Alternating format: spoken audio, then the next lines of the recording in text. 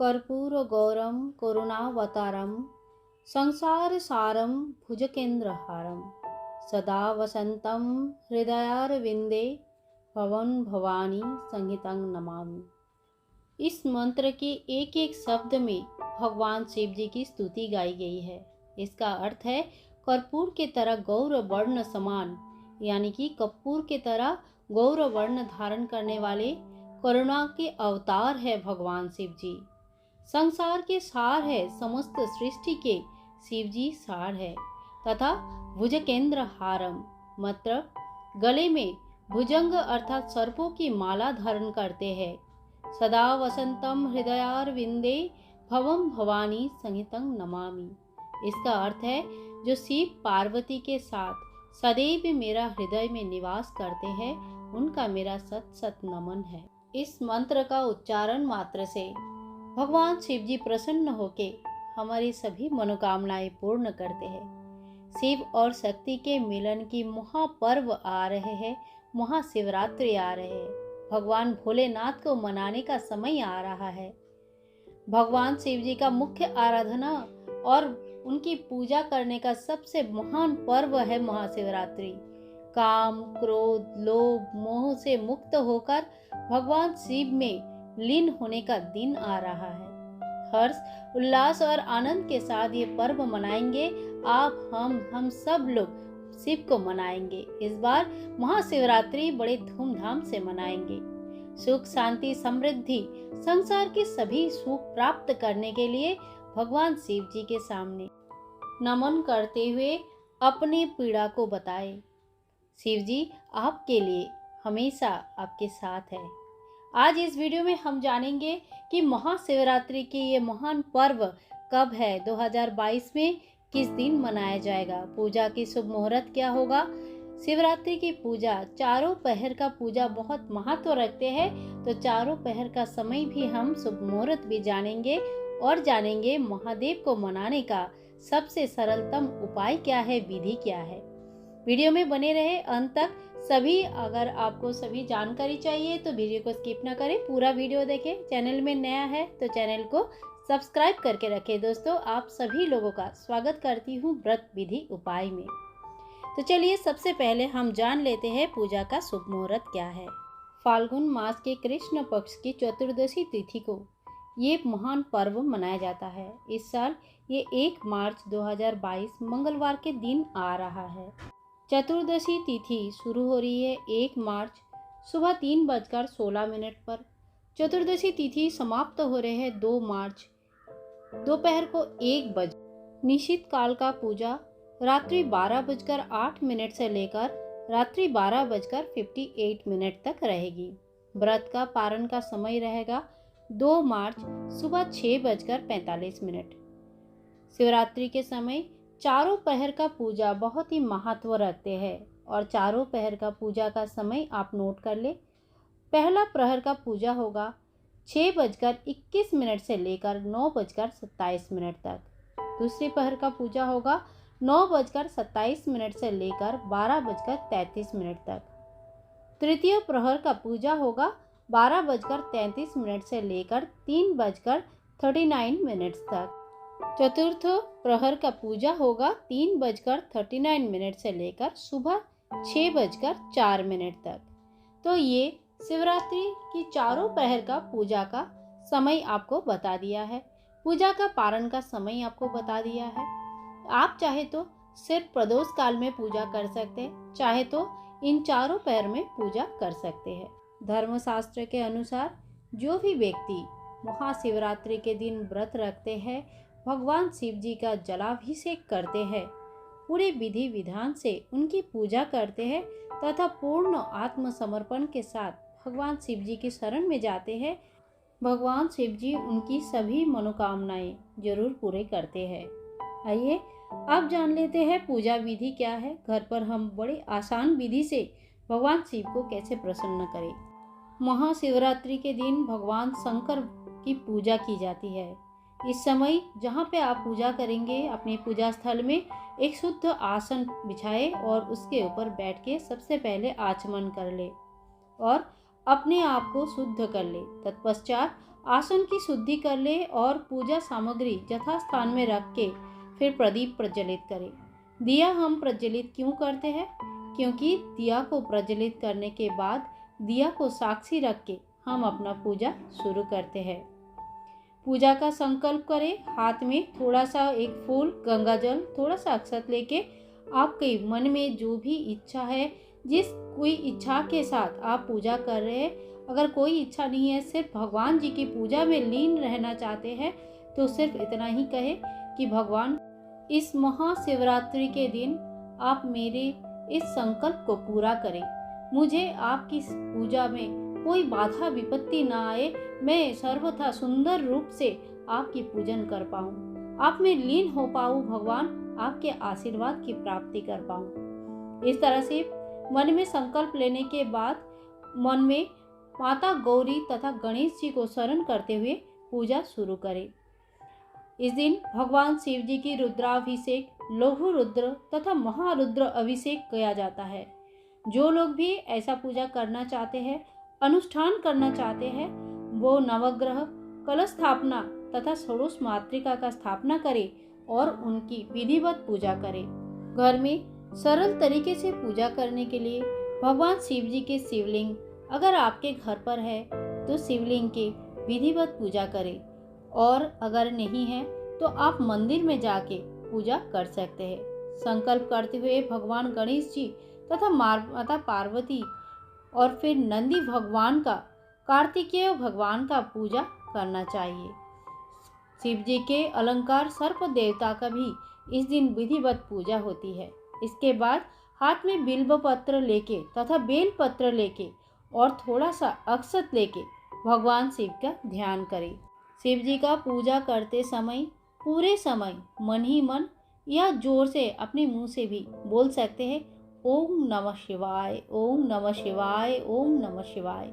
इस मंत्र का जप करते हुए आप पूजा करें। भगवान शिव जी को सिर्फ जलाभिषेक भी अगर करते हैं तो आपकी पूजा स्वीकार होती है। भगवान शिव जी के ध्यान करने के बाद आसन, आचमन, स्नान इत्यादि करवाए तथा उनको एक पात्र में शिवलिंग लेके आप पहले जल से, शुद्ध जल से जलाभिषेक करें। उसके बाद गंगा जल से जलाभिषेक जरूर करना चाहिए। दही से स्नान करवाना चाहिए।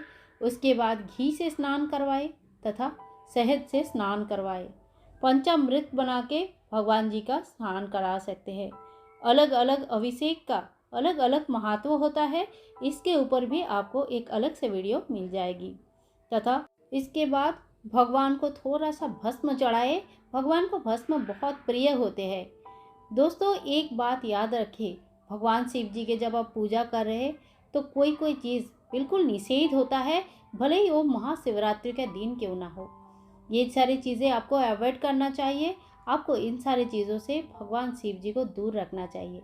जैसे कि भगवान शिव जी के शिवलिंग के ऊपर कभी भी हल्दी कुमकुम नहीं चढ़ाना चाहिए, क्योंकि हल्दी कुमकुम स्त्रीत्व का प्रतीक होता है, जबकि भगवान शिव पूरे सृष्टि का पुरुषत्व का प्रतीक माना जाते हैं।